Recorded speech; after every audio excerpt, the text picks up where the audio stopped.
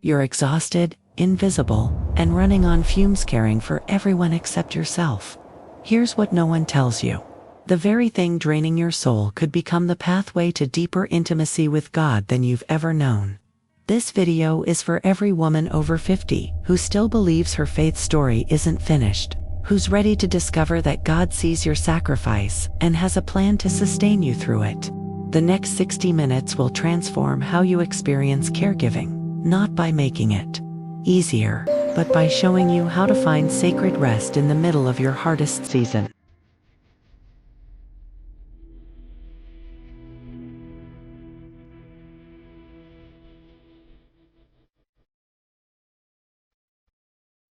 Here's something that might shock you. The very moment you feel most forgotten in your caregiving journey is precisely when God sees you most clearly. I know that sounds impossible when you're running on 3 hours of sleep, managing medications, and wondering if anyone notices the weight you're carrying. But there's an ancient woman who felt exactly like you do right now. Picture Hagar in the wilderness, cast out, exhausted, caring for her child with nowhere to turn. She was invisible to everyone who mattered in her world. Yet Genesis 16:13 tells us she called God El-Roi, the God who sees me, right there, in her most desperate Today, moment. I choose to live with purpose and embrace the beauty of this new day. Heaven is taking notes. This isn't just a nice Bible story, it's your story too. Every sleepless night you spend monitoring breathing, every meal you prepare when you're too tired to eat, every doctor's appointment you juggle, God sees it all. He's not a distant deity checking boxes. He's El-Roi, intimately aware of your sacrifice. Think of it like this. While others see your busy schedule, God sees your beautiful heart. While others see your tired eyes, God sees your faithful love. Right now, wherever you are, whisper these words: God, you see me. Say it when you're folding laundry for the 3rd time today. Say it when you're sitting in another waiting room. Say it when you feel invisible. This isn't positive thinking, it's biblical truth. You are seen, known, and deeply valued by the one who matters most. But knowing God sees you is just the beginning. Because once you understand you're not invisible to Him, you can finally name what's been weighing you down. And that's exactly where we're heading next, into the honest truth about caregiver burden that nobody talks about. Here's the truth nobody tells you about caregiving. It's okay to admit you're drowning.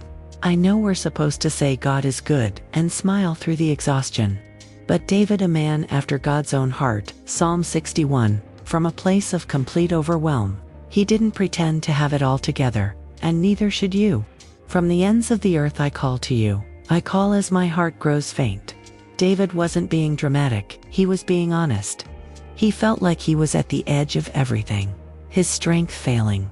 Sound familiar? That moment when you realize you've been holding your breath for months, when "how are you?" makes you want to cry because the real answer is too complicated. Caregiver strain isn't a spiritual failure, it's a human reality that even Scripture acknowledges. You can love someone deeply and still feel the weight of constant responsibility crushing your chest. It's like carrying a backpack that gets heavier every day, but everyone expects you to keep hiking with a smile. Naming your burden isn't complaining. It's the first step toward finding God's rest. Take 60 seconds and write down 3 things that are honestly hard about your caregiving season. Don't spiritualize it. Don't soften it, just name it. I'm exhausted. I'm scared. I'm lonely. God already knows. He's waiting for you to be honest about it too. This isn't faithlessness, it's the beginning of authentic prayer. And speaking of authentic prayer, there's a simple, ancient practice that transforms those overwhelming moments into sacred encounters with God. It takes 30 seconds and can be done anywhere, even in your car between appointments. Your car is about to become your chapel. I'm serious, between the grocery store and the pharmacy. Between the doctor's office and home, you're going to discover that your Honda Civic holds more healing power than you ever imagined. All it takes is 2 words that have sustained Christians for 2,000 years. Lord, have mercy. The Kyrie isn't just something fancy churches chant. It's the desperate cry of the blind beggar who wouldn't be silenced. The publican who couldn't even lift his eyes to heaven. It's the prayer for when you don't have energy for eloquent words. When your tank is empty, but your heart still knows how to reach toward God. Here's what's beautiful about breath prayers. They sync your body with your soul. As you inhale, breathe in, Lord, inviting His presence into this exact moment of overwhelm. As you exhale, release, have mercy, letting go of the pressure to be superhuman. It's like spiritual CPR for your weary heart. Your steering wheel becomes an altar. Your rear view mirror reflects more than traffic, it reflects God's faithfulness following you. Right now, try it. Breathe in slowly, Lord. Breathe out fully, have mercy, feel that. That's not just relaxation, that's reconnection. Tomorrow, when you're sitting at that red light feeling like you can't take one more thing, you'll have a lifeline. 2 words, 1 breath, infinite grace. But what about those mornings when even breathing feels hard?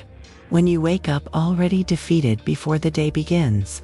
There's an ancient pattern that transforms morning despair into unshakable hope. What if I told you that starting your morning with complaint could be the most spiritual thing you do all day? Sounds backwards, right? But David mastered something we've forgotten. The sacred art of honest-to-God lamenting that leads to rock-solid hope. Psalm 13 is your roadmap from how long, O Lord, to I trust in your unfailing love. How long, Lord, will you forget me forever? David doesn't ease into this prayer, he launches straight into his frustration. 4 times he asks how long, before he even takes a breath. He's tired of waiting, tired of struggling, tired of feeling forgotten. If that's not your morning reality as a caregiver, I don't know what is. Here's the genius of Psalm 13. It follows a pattern that rewires your entire emotional and spiritual system. Start honest, name the hard stuff. God, I'm exhausted before my feet hit the floor. Then shift upward, remember who He is. But you are faithful. Single quotes finally. Land in trust, choose hope despite circumstances. It's like emotional Aikido, using the momentum of your struggle to propel you toward God rather than away from Him. Tomorrow morning, before coffee, before checking your phone, try the Psalm 13 pattern. Spend 2 minutes being completely honest with God about how you're feeling. Then spend 1 minute remembering His character. End with 30 seconds declaring your trust in His love, even if you don't feel it yet. Watch how this transforms your entire day. Morning hope is beautiful, but what about sustaining that peace throughout your marathon days?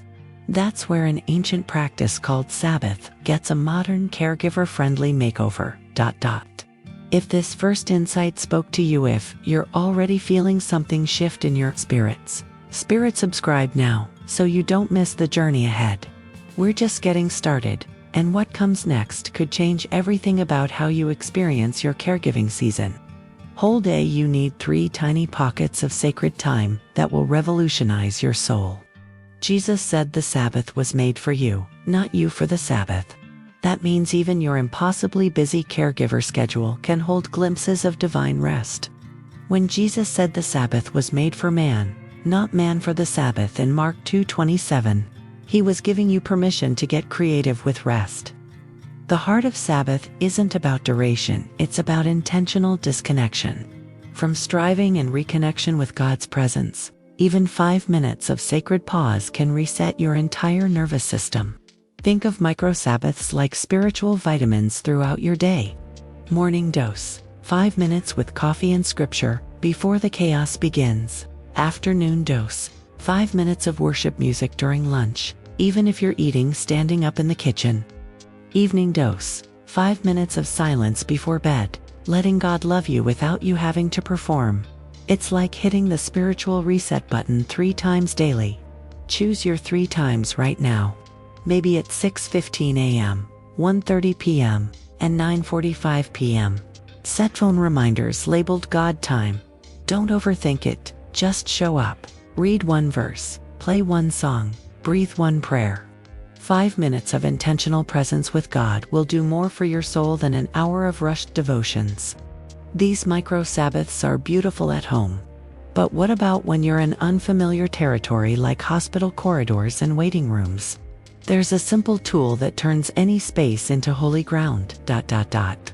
The most powerful thing you can carry into a hospital isn't hand sanitizer, it's a 3x5 index card with Isaiah 41:10 written on it. I know that sounds almost silly, but watch what happens when God's word meets your deepest fears in sterile hallways and uncomfortable waiting room chairs. So do not fear, for I am with you. Do not be dismayed, for I am your God. I will strengthen you and help you. I will uphold you with my righteous right hand. Isaiah 41, Banding 10. Isn't just a pretty promise, it's God's personal guarantee to you in every medical moment that makes your heart race. It's His voice cutting through the chaos of beeping machines and clinical conversations. Here's what happens when you pull out that worn card during the hardest moments. Your eyes focus on truth instead of fear. Your breathing slows as you read God's promises, and something shifts in the spiritual atmosphere around you. It's like carrying a piece of heaven in your back pocket. That card becomes your anchor when medical terminology swirls around you like a foreign language. Right now, find a small card or piece of paper, write Isaiah 41:10 on it in your own handwriting, not typed. Put it in your purse, your car's console, wherever you'll reach for it instinctively. The next time you're in a medical setting feeling overwhelmed, pull it out and read it 3 times slowly. Let God's voice drown out the voices of worry. But scripture cards are just the beginning. There's another simple practice that trains your heart to notice God's goodness even in the midst of your hardest days. What if the secret to joy isn't finding huge blessings, but training your eyes to catch the crumbs of grace scattered throughout your ordinary Tuesday? Jesus taught us to pray for daily bread, not weekly bread, not monthly bread, because God specializes in showing up in small, sustainable ways that we almost always miss. Give us today our daily bread. Matthew 6:11 isn't just about food, it's about recognizing God's faithful provision in bite-sized pieces. The parking spot close to the entrance when you're exhausted, the nurse who actually listens, the moment when your loved one smiled at something you said. These aren't coincidences, they're breadcrumbs from heaven. Here's what gratitude practice does for caregivers. It rewires your brain to notice God's presence instead of just problems. It's like switching from a complaint filter to a grace filter. Instead of ending your day with, "I can't believe how hard this was," you end it with, "I can't believe how God showed up." Your circumstances don't change, but your capacity for joy multiplies exponentially. Tonight, before you fall asleep, name 3 small things that went right today. Not earth-shattering miracles, just tiny evidences of God's care. Text them to yourself or write them on your nightstand. Tomorrow night, do it again. Within a week, you'll start hunting for these moments all day long, and that changes everything about how you experience caregiving. Recognizing God's goodness is powerful, but sometimes you need more than gratitude, you need help. And there's a reason why asking for help feels so impossibly hard for women like us. The most dangerous lie we tell ourselves as caregivers: "I've got this handled." Meanwhile, James 4:22 is practically shouting at us, "You do not have because you do not ask." What if your struggle isn't meant to showcase your strength, but to reveal your beautiful, God-designed need for community? Carry each other's burdens, and in this way you will fulfill the law of Christ. Galatians 6:22 makes it clear letting others help you isn't weakness, it's worship. When you allow someone to bring dinner, drive to an appointment, or sit with your loved one so you can shower, you're giving them the gift of living out Christ's love in practical ways. Here's the plot twist: asking for help is actually more generous than going it alone. When you say, "I need help," you're inviting others into the sacred work of caregiving. You're creating space for them to be Jesus with skin on. Think of it like conducting an orchestra. You don't play every instrument. You create beautiful music by letting each person contribute their unique gifts. Make a list of 5 specific ways people could help you this week. Not vague offers like "call if you need anything," but concrete requests. Could you pick up groceries Tuesday? Would you sit with Mom while I run errands? Then, and this is the hard part, tactually ask. Start with one person, one small request. Watch how God multiplies your willingness to receive. Of course, Asking for help requires something that feels nearly impossible for most caregivers: setting boundaries. But what if saying no could actually be an act of love? What if the most loving thing you could do today is disappoint someone? I know that feels wrong in every fiber of your people-pleasing heart. But Proverbs 4:23 commands us to guard our hearts. For everything you do flows from it. You can't pour from an empty cup, and you can't love well from a depleted soul. Above all else, guard your heart. For everything you do flows from it. This isn't selfish advice, it's survival wisdom. When your heart is protected and filled, your caregiving flows from love instead of obligation, from strength instead of resentment. Every no to what drains you is actually a yes to what sustains you, and, ultimately, to better care for others. Healthy boundaries aren't walls that keep people out their gates, that let the right things in at the right times. Think of your energy like a bank account. Every commitment is a withdrawal. Every moment of rest is a deposit. Boundaries help you spend wisely instead of going spiritually and emotionally bankrupt. When you say no to the extra volunteer commitment, you're saying yes to being fully present for what matters most. Identify one thing you need to say no to this week. Maybe it's hosting dinner. Maybe it's taking on another responsibility. Maybe it's staying on the phone for an hour when you have 5 minutes. Practice this phrase: I wish I could help, but I'm not able to do that well right now. Single quotes. Notice how you don't have to explain, defend, or apologize. Once you've established some boundaries, you can start building rhythms that actually sustain you. There's a beautiful way to weave prayer into the practical tasks that fill your days. What if every mundane caregiving task could become a moment of worship? I'm talking about transforming pill sorting into prayer time, turning wheelchair transfers into opportunities for blessing, making every diaper change a chance to encounter the sacred. Your care plan is about to become your prayer plan.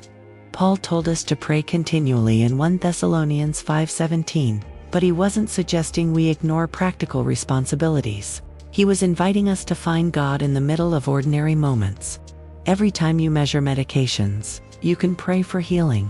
Every time you prepare a meal, you can thank God for provision. Every task becomes a tiny liturgy.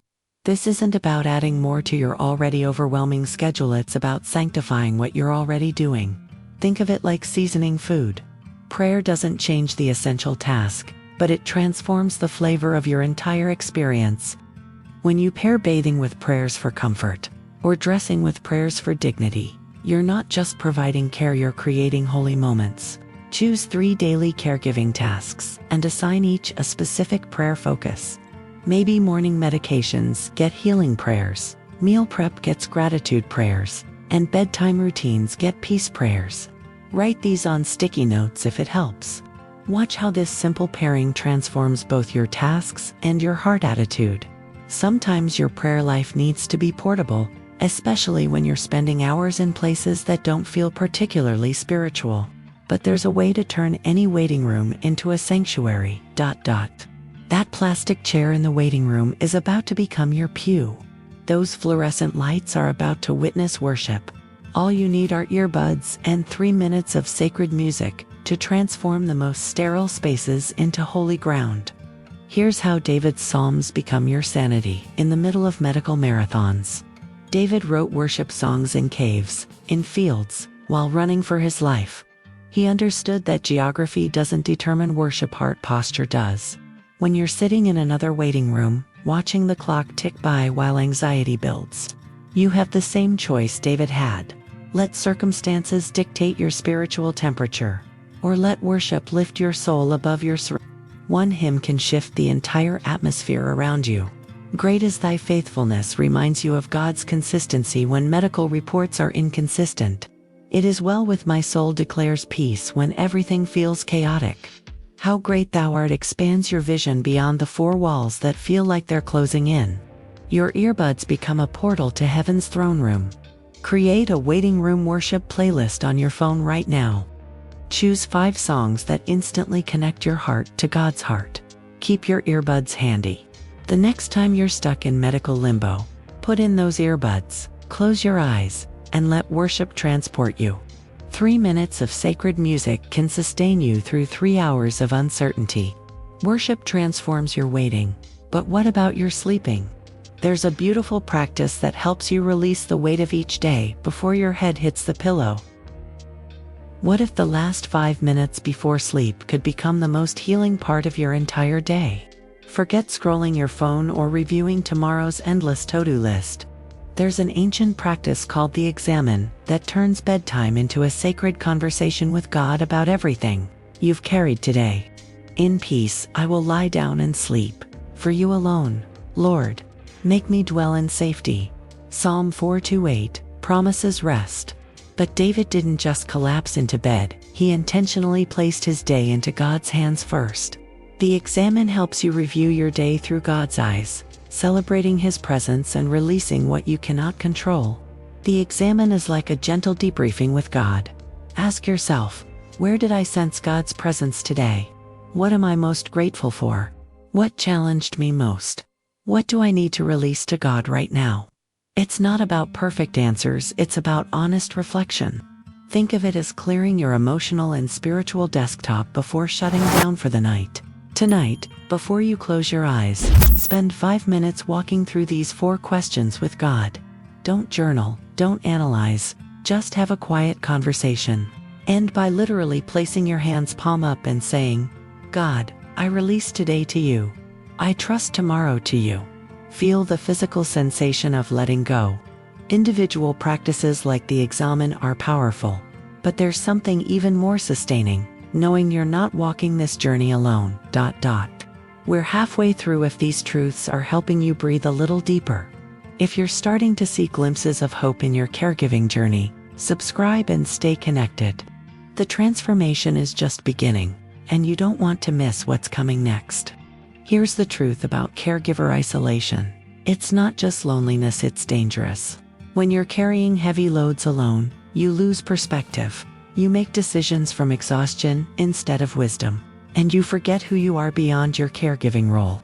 But 2 friends on rotation can literally save your sanity and your soul. 2 are better than 1, because they have a good return for their labor.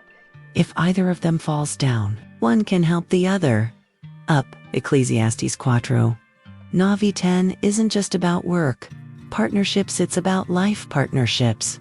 When you're so focused on caring for everyone else, you need people whose job it is to care for you. Think of it like spiritual CPR. Need people who know how to breathe life back into you when you're suffocating under responsibility. 2 friends on rotation means one checks in Monday and Thursday, the other Tuesday and Friday. Not long conversations, just how are you really? Texts, they become your early warning system, catching you before you crash and burn. Identify 2 people who genuinely care about your well-being, not just your caregiving situation, but you as a person. Ask them to take turns checking in on you twice a week. Give them permission to ask hard questions. When did you last do something just for you? What's keeping you up at night? Create a group text if that feels easier. Your 2 friends are your present-day lifeline. But there's an even bigger community surrounding you, one that spans centuries and includes saints who've walked similar paths. You are not the first woman to feel overwhelmed by caring for someone you love. Right now, as you listen to these words, there's an invisible cloud of witnesses cheering you on. Mothers who nursed children through polio, daughters who cared for aging parents without modern medicine, wives who held families together through wars and famines. Therefore, since we are surrounded by such a great cloud of witnesses, let us throw off everything that hinders and the sin that so easily entangles. And let us run with perseverance the race marked out for us. Hebrews 12:1 reminds us that we're part of something much bigger than our individual struggles. Your caregiving is one thread in a tapestry of love that spans generations. When you feel like you're failing, remember the woman who cared for her mother-in-law without antibiotics. When you think you can't do this anymore, think of the grandmother who raised her grandchildren during the Depression. Your challenges are real, but they're not unique. You're carrying forward a legacy of sacrificial love that connects you to countless, faithful women who've walked this path before you. Think of one woman in your family history or church history who demonstrated incredible caregiving strength. Maybe it's your grandmother, Maybe it's someone like Mother Teresa or Corrie ten Boom. When you're struggling, whisper their name and ask for their prayers. You're not praying to them, you're acknowledging your place in their story of faithfulness. Sometimes, that legacy of love includes wrestling with difficult emotions that we don't often talk about in church. There's a biblical way to handle even your anger and frustration. What if I told you that God can handle your anger better than you can? That there are actually Psalms in the Bible where David asks God to destroy his enemies, and these might be exactly what you need when caregiving pushes you to your breaking point. The imprecatory Psalms are about to become your secret weapon for honest prayer. Psalm 109 includes verses like, "May his days be few. May another take his place of leadership." David isn't holding back his frustration, he's bringing it straight to God. When you're angry at the disease that's stealing your loved one, at the medical system that feels broken, or even at God for allowing this suffering, these Psalms give you language for your rage. Here's the genius of praying angry Psalms. They keep you in relationship with God instead of running from Him. When you're furious at Alzheimer's, pray Psalm 109 against the disease, not the person. When insurance companies feel like enemies, pour out your frustration in David's words. It's like spiritual boxing. You get to punch, but God holds the heavy bag. Your anger gets channeled toward God instead of festering in your heart. Next time you're legitimately angry about your caregiving situation, find Psalm 109, 35, or 137. Read them out loud, replacing enemies with whatever you're actually fighting: fear, exhaustion, the disease itself. Let David's raw honesty give you permission to be equally real with God. Notice how this transforms your anger from destructive to cleansing. Sometimes your anger isn't about systems or diseases, it's about the heartbreak of watching someone you love decline. There's a specific type of grief that deserves its own sacred space, though. There's a grief that nobody prepares you for: watching someone die slowly while they're still alive. When the person you're caring for is disappearing piece by piece, memory by memory, ability by ability. You need permission to mourn what you're losing, even while you're still providing care. This isn't giving up, it's grieving well. Jesus wept. Two of the most powerful words in Scripture. Found in John 11:35. Even knowing he was about to raise Lazarus from the dead, Jesus felt the full weight of loss and let tears fall. If the Son of God grieved openly at decline and death, you have divine permission to feel the depth of your sorrow without shame or explanation. Anticipatory grief is real grief. You're mourning the conversations you'll never have, the recognition that flickers and fades, the person they used to be. Psalm 23 becomes your companion in this valley, not just for them, but for you. Even though I walk through the darkest valley acknowledges that you're walking this path too, and you need the shepherd's comfort as much as they do. Give yourself permission to have grief moments. When you see an old photo and feel the loss acutely, don't push it away. Say, "Jesus, you understand this pain. You wept too." Towards keep tissues handy and let the tears come when they need to. Grief isn't weakness, it's love, with nowhere else to go but toward God's heart. In the midst of loss, there's something beautiful you can give both yourself and the person you're caring for: words that speak life, even in the darkest moments. You spend your days speaking words of comfort to someone else, but when was the last time you spoke blessing over yourself? The ancient priestly blessing in Numbers 6 wasn't just for the Israelites, it's for every weary caregiver who's forgotten how to receive God's favor instead of just giving it away to everyone else. The Lord bless you and keep you. The Lord make his face shine on you and be gracious to you. The Lord turn his face toward you and give you peace. Numbers 6:24-26 is God's blueprint for blessing. And you desperately need to hear these words spoken over your own soul. You are blessed, kept, favored, and given peace by the God who sees your sacrifice. Here's what happens when you speak blessing over yourself. You begin to see yourself through God's eyes instead of through your own exhaustion.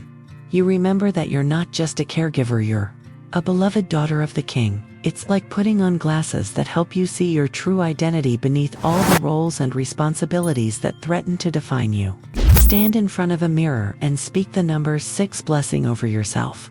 using your own name. The Lord bless your name and keep your name. Yes, it feels awkward at first, but your soul needs to hear these words. Do this every morning for a week.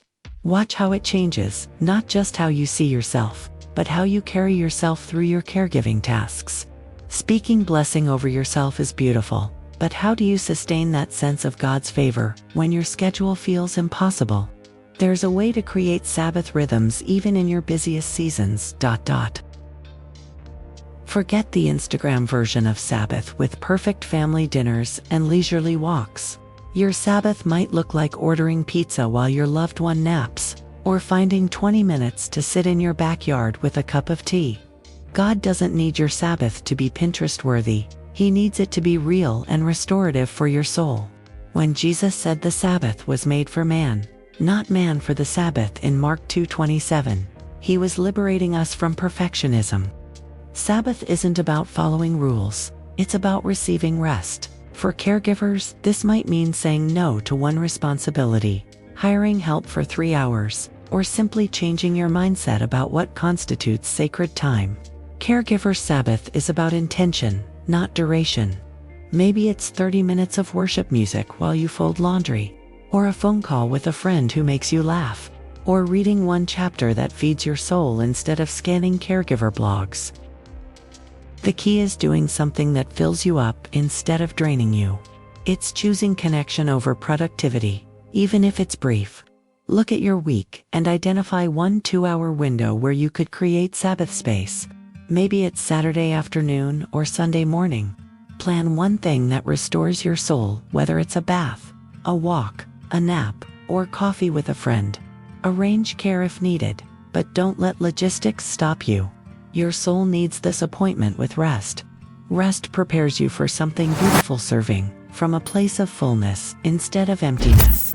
There's a mindset shift that transforms caregiving from duty into overflow. What's the difference between a caregiver who's burning out and one who's thriving in the same circumstances? It's not the difficulty of their situation, it's whether they're serving from emptiness or overflow. Psalm 23:5 promises that your cup runs over, but most of us are trying to pour from a cup that's bone dry.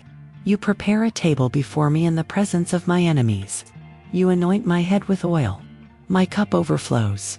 Even in hostile territory, which caregiving can certainly feel like, some days God prepares abundance for you. The overflow isn't just for you. It's what you serve others from. When your cup is full, caregiving becomes an expression of God's love through you, not just human effort. Serving from overflow changes everything. Instead of gritting your teeth through another difficult day, you're sharing the love that God has poured into you. It's like the difference between a dried-up sponge trying to clean something versus a saturated sponge that naturally releases water with every touch. When you're filled with God's love, patience, and strength, caring for others becomes natural, not forced.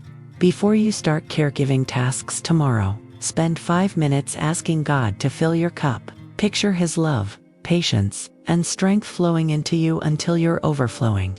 Then, as you serve throughout the day, remind yourself, I'm not giving from empty, I'm sharing from overflow. Notice how this changes your attitude and energy level. When you're serving from overflow, something beautiful happens. You start to see your caregiving through eternal eyes. You begin to understand the deeper purpose behind your sacrifice. Years from now, when you look back on this caregiving season, you won't remember the sleepless nights or the insurance battles.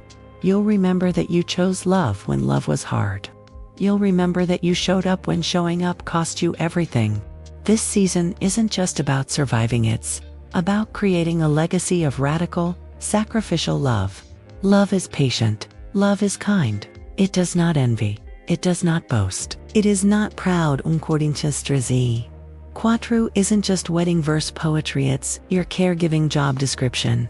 Every time you're patient with repeated questions, kind when you're exhausted, humble when you need help, you're living out the most beautiful definition of love ever written. Here's what legacy thinking does. It transforms ordinary moments into eternal investments. That 4th time you help with the same task isn't just repetition, it's patience being written into your character.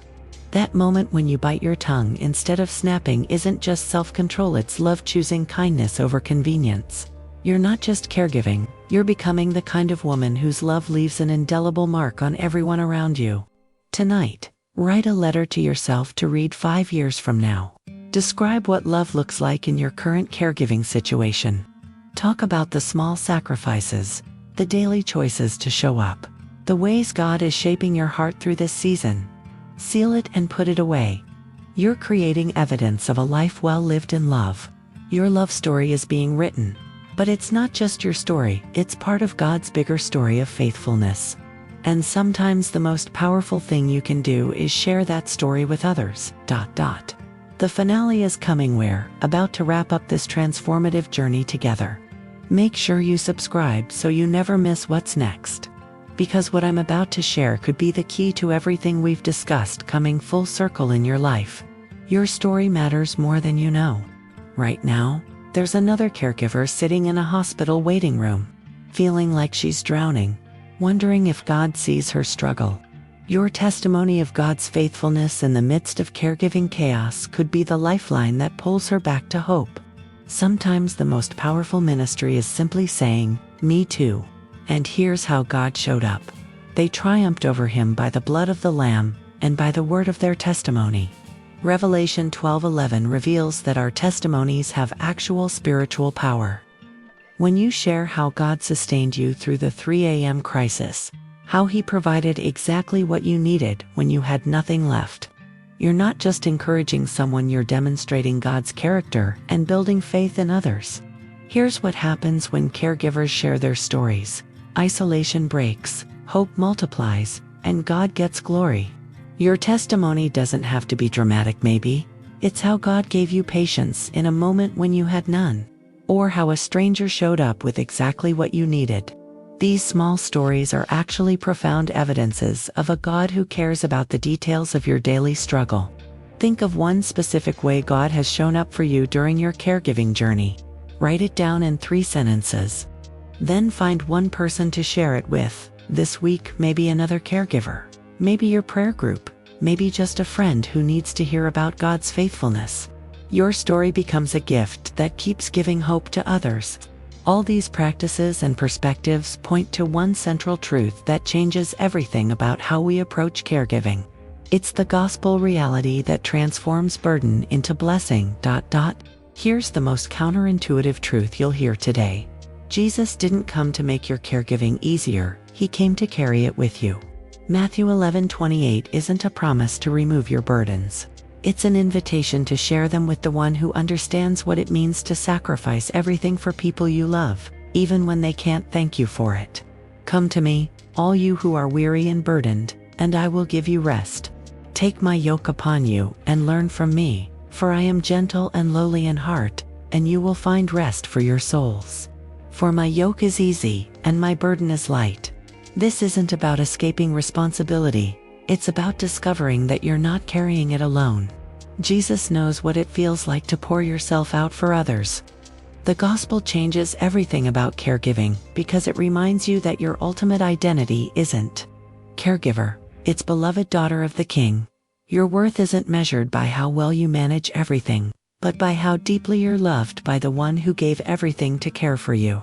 When you remember that Jesus carried the weight of the world's sin so you could be free, suddenly carrying the weight of daily care feels less crushing and more sacred.